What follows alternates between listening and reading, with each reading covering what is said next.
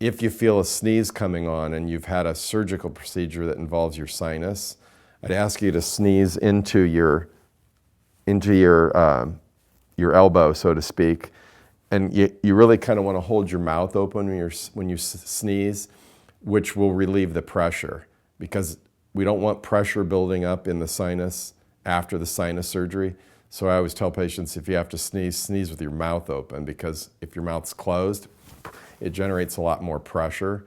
So whether that makes a big difference or not, I can't say, but to answer your question, I would say sneeze with your mouth open into your elbow.